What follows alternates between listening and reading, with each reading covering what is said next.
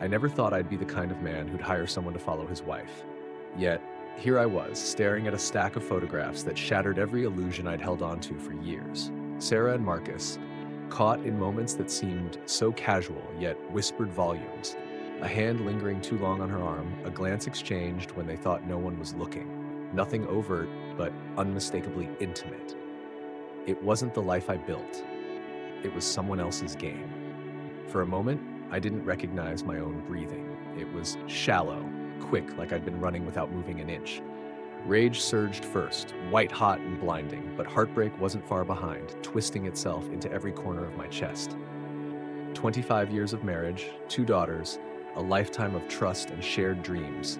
And now this. My fingers tightened on the edge of my desk as I forced myself to look at each photo again, as though staring longer might alter the truth. But no, the truth stared back, cold and unflinching. Still, I'm getting ahead of myself.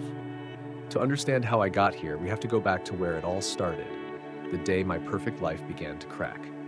It was 3 months ago, on a warm evening that felt as golden as the life I thought I had.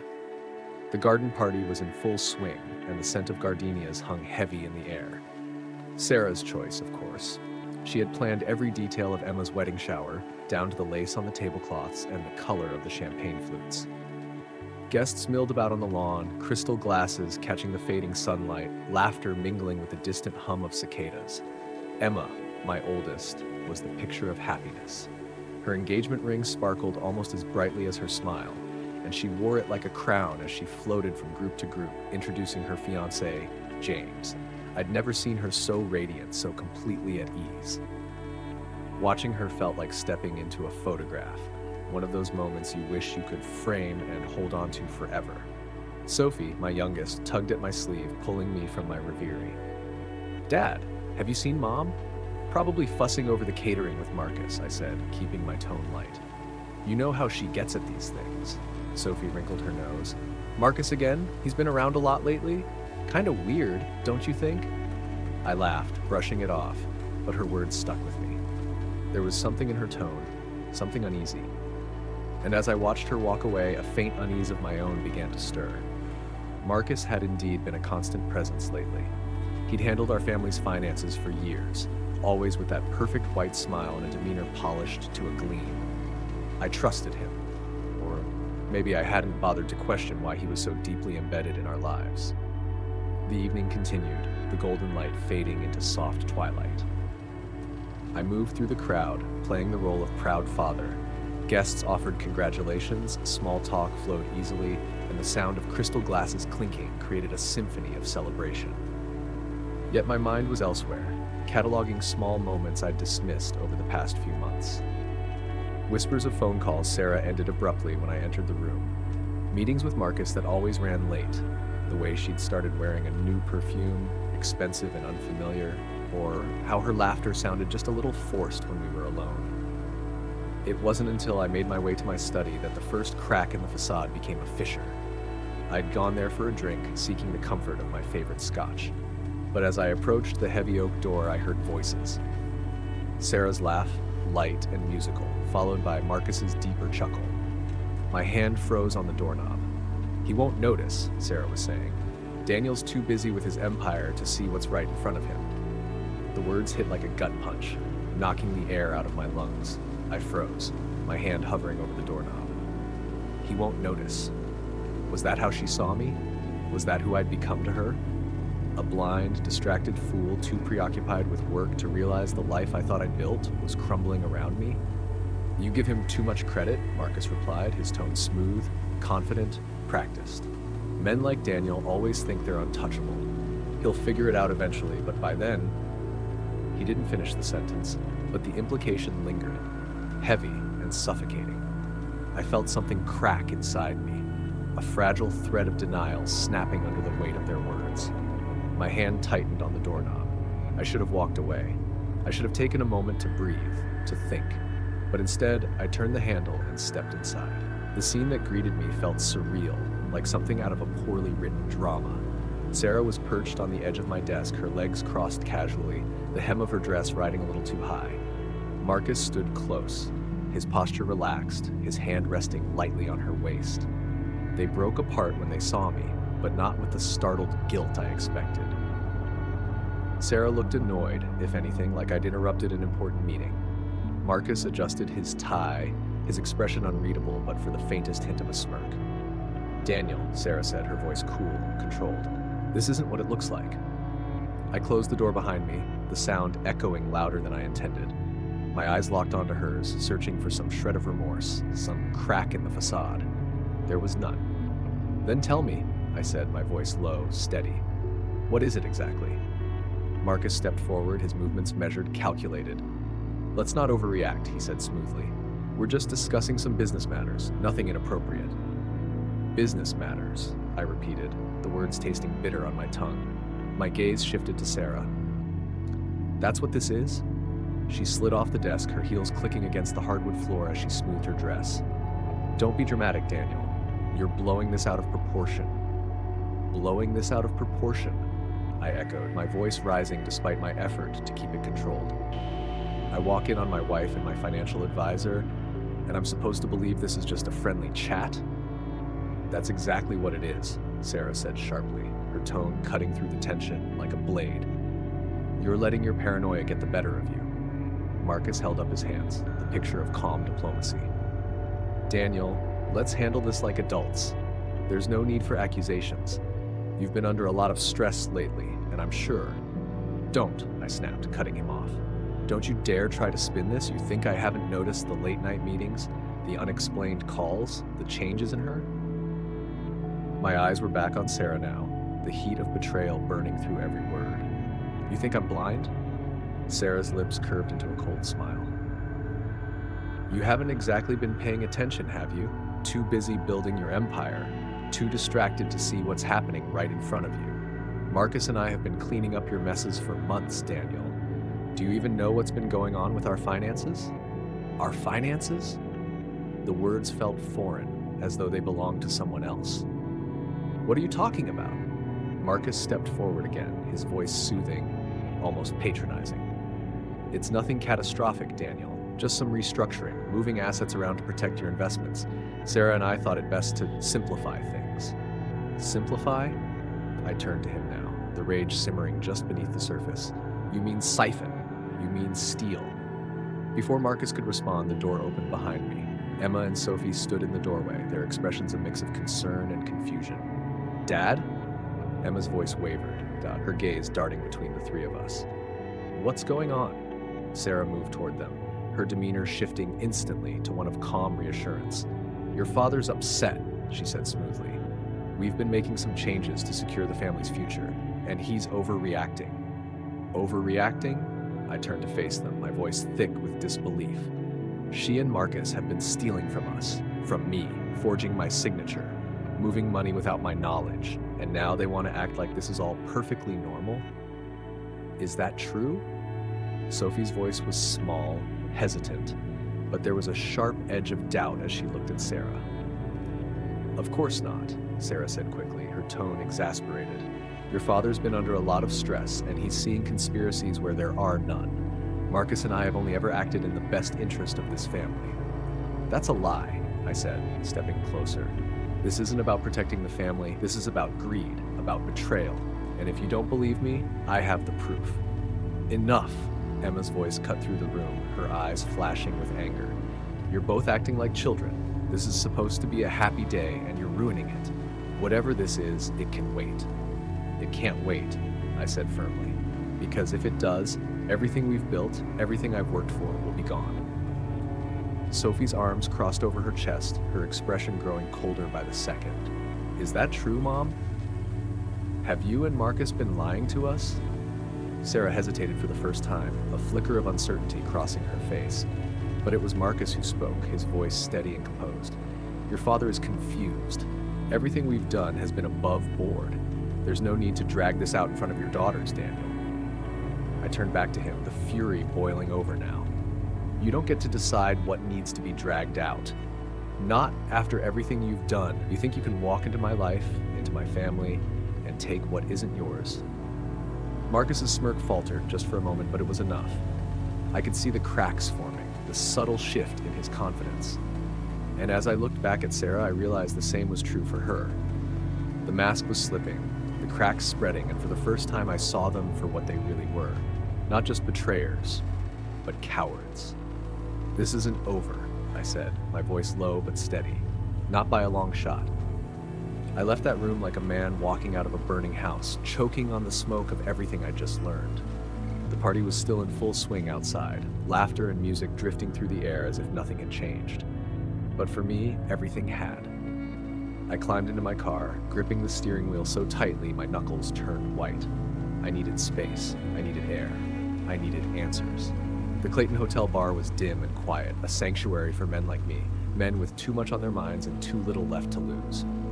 I ordered a scotch, neat, and pulled out my phone. The bank app loaded slowly, the spinning wheel of data mocking my impatience. When it finally opened, my stomach dropped. 0.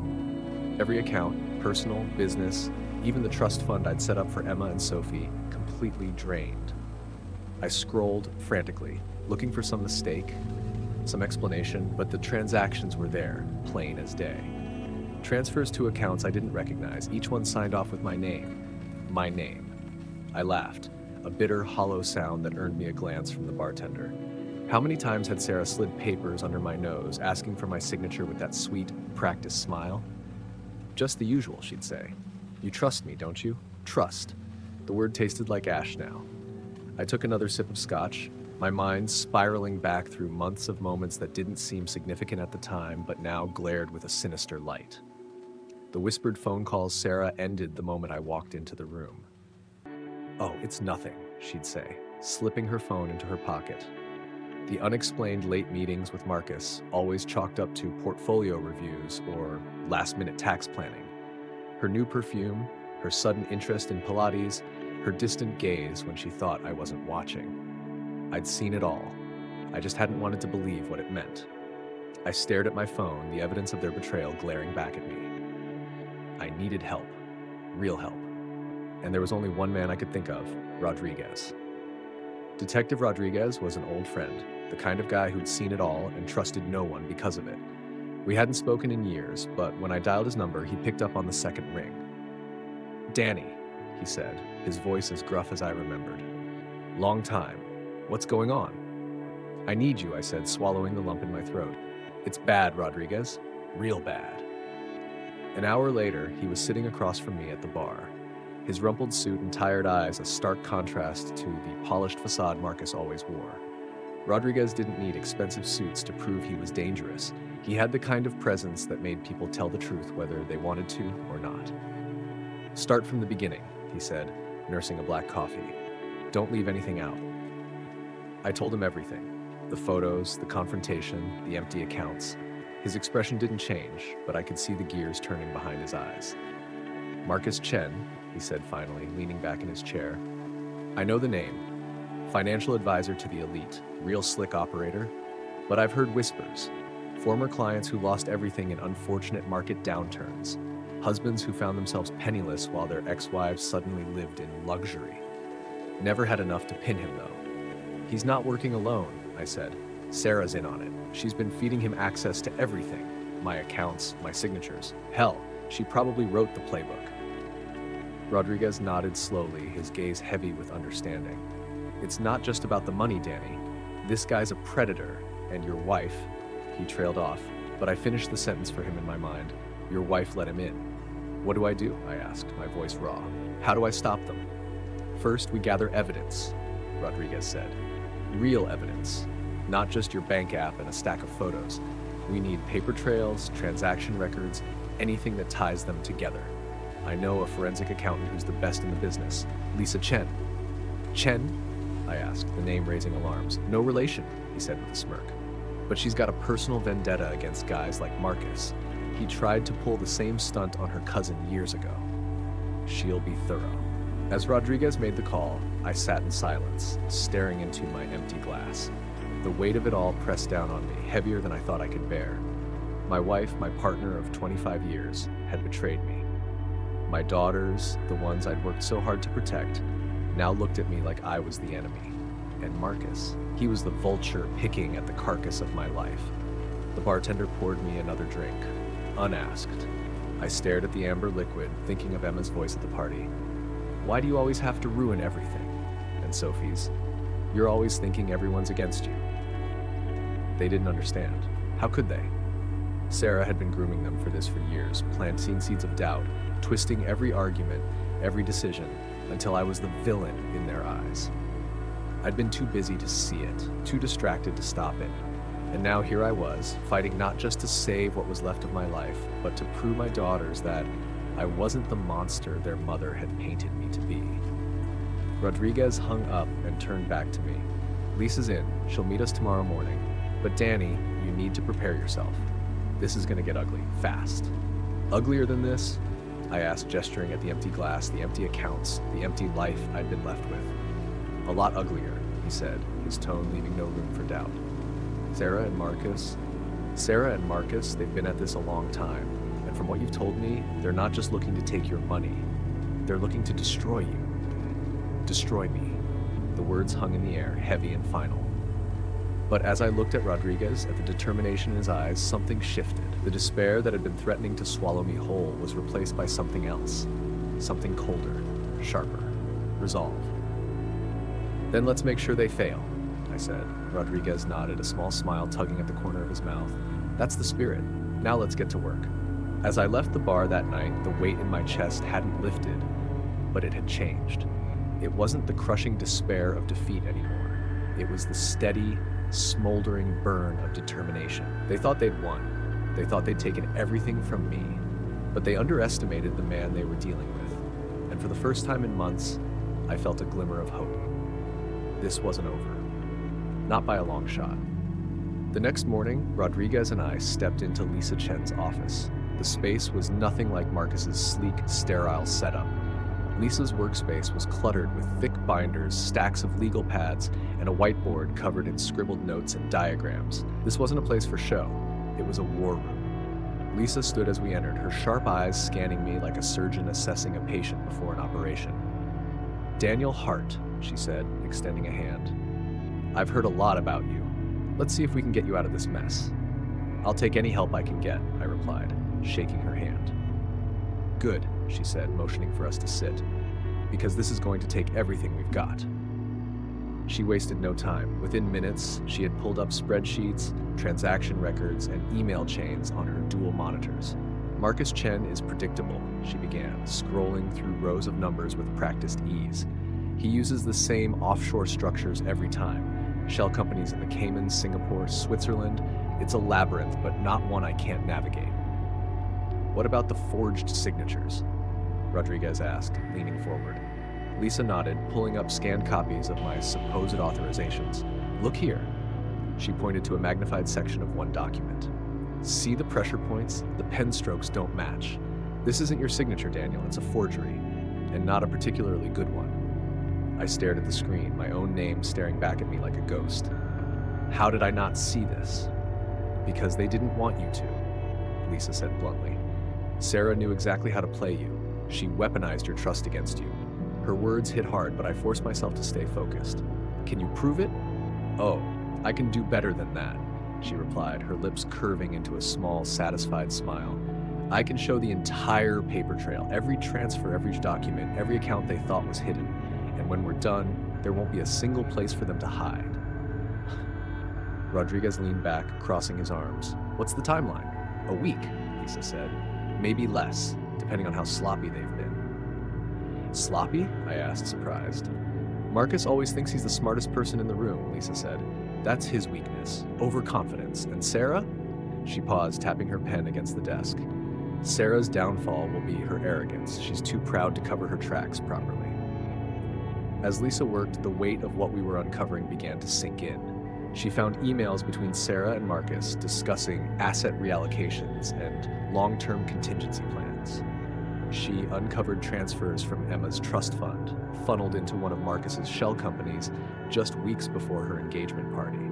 The betrayal was staggering, but it wasn't until Lisa opened a separate folder labeled Diary that the full scope of Sarah's planning became horrifyingly clear. This, Lisa said, opening a scanned document, is Sarah's diary. It's extensive. She kept notes on everything, their plans, their timing, even their manipulation of your daughters. I leaned forward, my stomach tightening as I read the first few entries. Emma's engagement is the perfect cover, I read aloud. We'll have all the witnesses we need to make Daniel look unstable. Marcus says the optics will be flawless. I felt sick. She used Emma?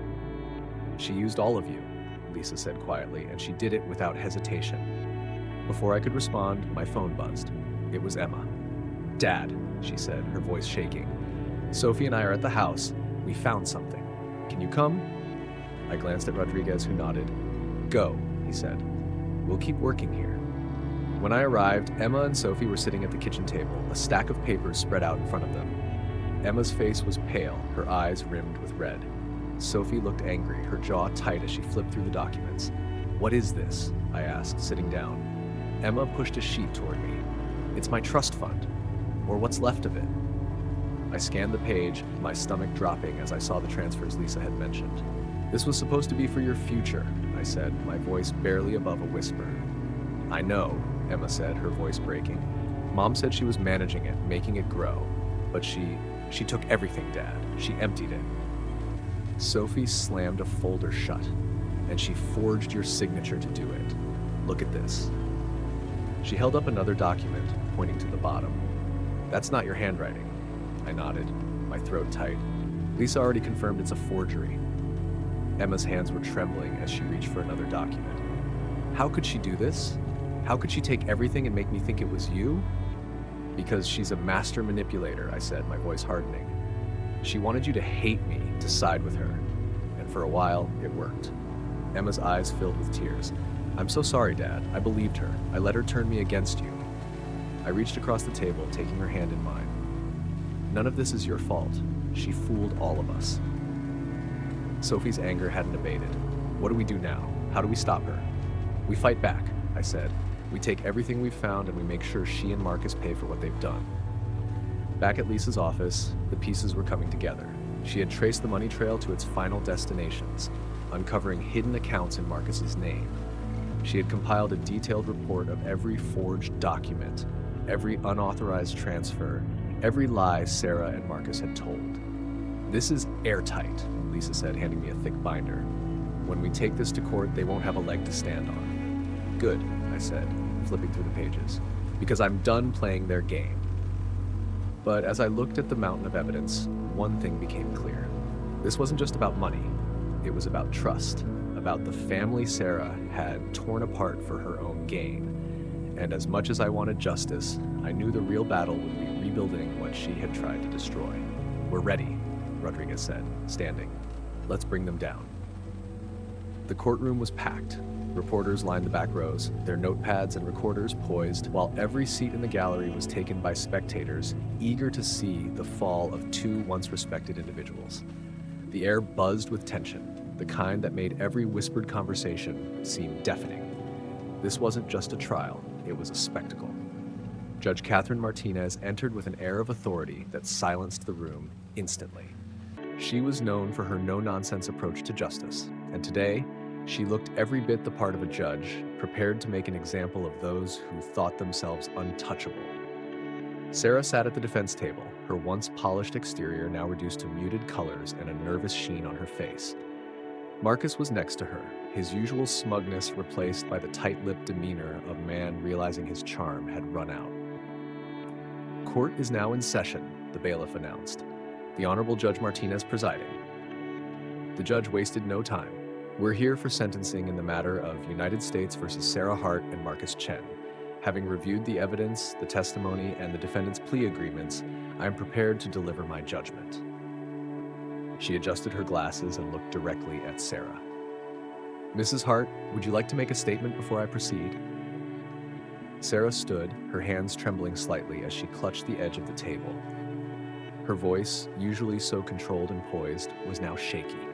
Your Honor, she began, I've made mistakes, but everything I did was for my family, to protect them. A murmur rippled through the courtroom, and Judge Martinez raised a hand for silence. Protect them? The judge repeated, her tone incredulous. Mrs. Hart, the evidence presented in this case paints a very different picture. You didn't protect your family, you betrayed them. You exploited their trust, manipulated their emotions, and drained their finances for your own selfish ends. Sarah's face crumpled, and she sank back into her seat, tears streaming down her cheeks. But the judge wasn't finished. This court is particularly disturbed by your actions against your own daughters, using your eldest's engagement as a cover for fraud, draining her trust fund, and then blaming your husband for the fallout. These actions are not only illegal, but morally reprehensible. Judge Martinez turned her attention to Marcus, who had been staring at the table, avoiding eye contact. Mr. Chen, you have been described as the architect of this scheme, a predator who uses your client's trust to enrich yourself. Your cooperation with authorities has been noted, but it does not absolve you of responsibility. Your actions destroyed lives, and this court will ensure that you face the consequences. Marcus finally looked up, his face pale but defiant.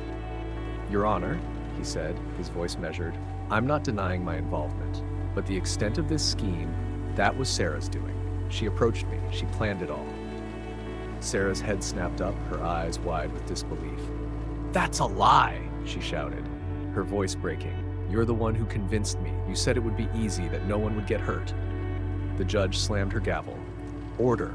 If either of you interrupts these proceedings again, I will hold you in contempt. Lisa Chen, seated beside Rodriguez, leaned forward slightly, her calm demeanor unshaken. Your Honor, she said, standing, with the court's permission, I'd like to present additional evidence that refutes Mr. Chen's claim. Judge Martinez nodded. Proceed. Lisa approached the bench, a folder in hand. This document is a series of emails between Mr. Chen and Mrs. Hart dating back 3 years. In these emails, Mr. Chen outlines the methods he has used in previous schemes and suggests how Mrs. Hart could implement similar tactics. Furthermore, the security footage from Mr. Ray Hart's office clearly shows both defendants discussing the forgeries and transfers in detail. There is no question that Mr. Chen was an equal, if not greater, participant in this conspiracy. The judge reviewed the documents briefly before addressing Marcus. Mr. Chen, it seems your attempt to deflect blame is as poorly executed as your financial schemes. Marcus's composure cracked, his shoulders slumping as he sank further into his chair. Sarah, meanwhile, was openly sobbing, her once cold exterior now shattered. But the judge wasn't done. This court finds both defendants guilty of all charges, she said firmly, and I will now proceed with sentencing. She turned to Marcus first. Mr. Chen, for your role in orchestrating this scheme, I sentence you to 15 years in federal prison. You will also be required to make full restitution to all victims, including Mr. Hart and his family. Additionally, your license to practice finance is permanently revoked. Marcus's face fell, but he said nothing, his defeat palpable. The judge's attention shifted to Sarah. Mrs. Hart, your actions show a level of cruelty and manipulation that this court finds particularly egregious. You not only betrayed your husband, but weaponized your daughter's trust to achieve your goals. For your crimes, I sentence you to 20 years in federal prison. You will also make full restitution to the victims and undergo mandatory psychological evaluation and treatment during your incarceration. Sarah let out a strangled sob, her hands covering her face. Emma and Sophie, seated behind me, exchanged a glance before standing. They stepped forward, their movements hesitant but determined. Your Honor, Emma said, her voice steady despite the tears in her eyes. May we say something? The judge nodded. You may. Emma turned to face Sarah, her expression a mixture of pain and resolve. Mom, she said, I don't understand how you could do this to us. To me. You made me believe Dad was the villain, that he was the one tearing our family apart. But it was you. You stole from me, from Sophie, and from everything we thought we knew about our family. How could you? Sarah tried to speak, but no words came. Sophie stepped forward, her voice sharper. You're not the mother I thought you were. You're not the mother we deserved. I hope you think about that every day for the next 20 years. They turned and walked back to their seats, leaving Sarah to crumble under the weight of their words. The judge banged her gavel one final time. Court is adjourned. As the room emptied, I sat in silence, the enormity of what had just happened settling over me. Justice had been served, but the damage Sarah and Marcus had done would take years to repair. Emma and Sophie stood beside me, their presence a reminder that while Sarah had broken our trust, she hadn't broken us. We walked out of the courtroom together, past the reporters and the flashing cameras, into the bright light of a new beginning. For the first time in months, I felt something I hadn't thought possible: hope. The bright light outside the courthouse felt like the first breath after being underwater for too long. Emma and Sophie walked beside me, their steps deliberate, their expressions lighter than they'd been in months. The cameras and questions from reporters were still there, but they felt distant, unimportant. We just faced the darkest chapter of our lives, and we were stepping into something new, something better. Emma broke the silence first. "Dad," she said, her voice soft, "Sophie and I have been talking about the money Mom took from us." I turned to her, curious. "What about it?" Sophie chimed in, her tone resolute. "We don't want to keep it, at least not all of it. There are other families Marcus and Mom hurt, people who lost everything. We want to help them if we can." Emma nodded. "It's not just about the money. It's about doing what's right, starting fresh." I felt a swell of pride I couldn't quite put into words. They'd been through so much, yet here they were, thinking of others, choosing to build something good out of the wreckage. "I think that's a wonderful idea," I said. The days that followed were a blur of meetings with lawyers, financial advisors, and long conversations with my daughters. Each step felt like reclaiming a piece of ourselves, a piece of the life Sarah and Marcus had tried to destroy. But there was one last thing I had to do before I could truly move forward. It took weeks to arrange the visit. When the prison gate finally loomed in front of me, a knot tightened in my stomach. I'd replayed this moment in my mind 100 times, wondering what I'd say, how I'd feel. Now, standing here, I wasn't sure. The guard led me to a small, sterile room with a single table and 2 chairs. Sarah was already there, her once vibrant presence dimmed to something hollow. Her hair was shorter, streaked with gray, and her face bore the weight of months spent in a place like this. She looked up as I entered, her eyes meeting mine with something that almost resembled relief. "Daniel," she said, her voice quieter than I remembered. I sat across from her, the table feeling like a chasm between us. "Sarah," I said simply. For a moment, neither of us spoke. Then she sighed, running a hand through her hair. "I've been thinking about this moment, about what I'd say to you, and now I don't even know where to start." "The truth might be a good place," I said, my tone even. She nodded slowly. "The truth, right. The truth is, I don't even know when I became this person. When I started justifying everything, telling myself it was for the family, for the girls. I think I believed it at first, but somewhere along the line, it stopped being about them. It became about me, what I wanted, what I thought I deserved." Her words hung in the air, heavy and raw. "And Marcus?" I asked. She let out a bitter laugh. "Marcus saw an opportunity and took it. He knew exactly who I was and what buttons to push. But I'm not blaming him, Daniel. Not anymore. I made my choices. I'm the one who betrayed you, and Emma, and Sophie." I studied her, searching for the manipulative edge that had always been there before. This time, I didn't see it. She looked tired, broken in a way I'd never seen her before. "Why are you telling me this now?" I asked. "Because it's the truth," she said simply. "And because I don't want Emma and Sophie to carry this forever. They deserve better than the mother I was." For a moment, I let her words settle. Then I leaned back, my voice calm but firm. "I appreciate your honesty, Sarah, but forgiveness, that's not something I can give you. Not now. Maybe not ever." She nodded, her eyes glistening with unshed tears. "I understand. I needed you to know." I stood, the chair scraping against the floor. "Goodbye, Sarah." She didn't reply, just watched as I walked out of the room and out of her life for the last time. When I stepped outside, the air felt different, lighter, freer. Emma and Sophie were waiting for me by the car, their faces a mix of concern and hope. I smiled as I approached, the weight of years of betrayal finally lifting from my shoulders. "How did it go?" Emma asked. "It's over," I said. "Let's go home." And for the first time in what felt like forever, home wasn't just a place. It was a promise that no matter what had been lost, we would rebuild, together. It's strange how life has a way of coming full circle, how even in the ashes of betrayal, there's room for growth, for healing. Months have passed since the trial, but the lessons it left behind linger like footprints on a path we're still walking. For the first time in a long time, I can say we're moving forward. Not perfectly, not without effort, but forward nonetheless. Emma made a difficult decision shortly after the trial. She postponed her wedding. It wasn't easy for her or James, but it was the right choice. I need time, she told me one evening as we sat in the living room. Time to figure out who I am, what I want. James understands. He's willing to wait. There was no sadness in her voice, only determination. She's finding herself again, piece by piece, and James's patience has only strengthened their bond. I'm proud of her for choosing her own path, for taking the time to build something real. Sophie, ever the firecracker, found inspiration in the chaos.